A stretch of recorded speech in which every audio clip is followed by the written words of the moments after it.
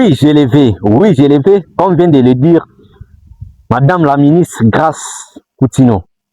Dans son discours, elle a plus parlé sur la représentativité de la jeunesse au sein du gouvernement, Sénat, Parlement et tant d'autres organisations qui constituent notre État.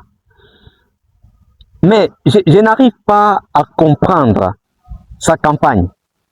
Lorsque je regarde les missions qu'a son ministère, mais il y a l'incompatibilité totale de ce qui vient de se passer. Lorsque vous lisez très bien l'article 11 de notre Constitution, vous allez comprendre que jamais il y a une sorte de discrimination contre la jeunesse. Donc, vous voyez un peu, je ne vois pas où il y a une discrimination contre la jeunesse. Lorsque vous analysez bien la campagne de notre ministre de la jeunesse, vous allez comprendre que la jeunesse est discriminée d'une certaine manière par cette constitution. Mais le ministre actuellement, je ne crois pas que cette question elle devrait être abordée à ce moment. La jeunesse congolaise constitue 70% de la population congolaise. Mais sur 70%, 60% est au chômage. Le problème actuellement, c'est l'applicabilité des textes par les humains. Le problème de la gouvernance. Oui, la constitution peut être changée si parfois, bon, ça relève plus de la matière politique. Elle peut être aussi changée parce qu'elle n'est pas surnaturelle en fait. La constitution peut être changée. Mais avec cette campagne de notre ministre de la Jeunesse, je ne crois pas qu'il y a un lien avec le problème actuel de la jeunesse congolaise.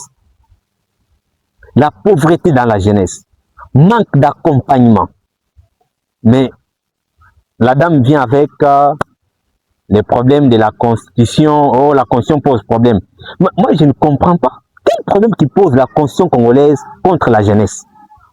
Et c'est la Constitution qui refuse pour qu'on ne crée pas les emplois pour les jeunes? Ou c'est la Constitution qui refuse pour que les jeunes ne soient pas financés par l'État congolais? Je ne le crois pas. La jeunesse, je ne crois pas qu'il y a une discrimination. Donc la dame doit réfléchir sur cette question et trouver des solutions. Lorsqu'elle dit la représentativité, mais la représentativité, elle se trouve comment au niveau du gouvernement? Elle est jeune, elle a ses 25 à ses 26 ans, je ne sais pas moi trop, mais comment elle se trouve si la Constitution avait des problèmes avec la jeunesse? Si la Constitution n'autorisait pas les jeunes à accéder dans des grands postes, comme elle est ministre aujourd'hui. Elle est jeune comme moi, mais elle est déjà ministre, elle est ministre. Et elle est arrivée là-bas comment? C'est avec la même constitution. Je ne crois pas qu'actuellement la constitution pose problème. Ce qui pose problème, c'est la gouvernance mise en place par vous qui dirige. Parce que même avoir le stage académique pose problème.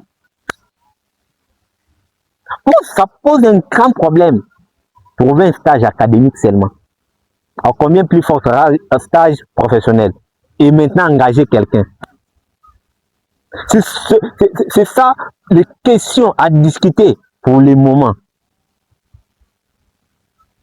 Aujourd'hui, bon, c'était pas un jour férié, mais j'ai vu trop de jeunes accompagner la dame. Bon, pour moi, j'ai juste estimé que tous ces jeunes sont des chômeurs. Parce que quelqu'un qui est conscient de lui-même, un jeune conscient, il a d'abord se poser des questions. Lire d'abord la Constitution, voir si la Constitution discrimine ou si la Constitution a un problème avec la jeunesse. Je ne crois pas. Donc, si c'est la première fois de me suivre, je suis BOP officiel. Et si tu veux comprendre la réalité plus de la jeunesse congolaise, abonne-toi à cette chaîne, commente, like et partage la vidéo. À la prochaine.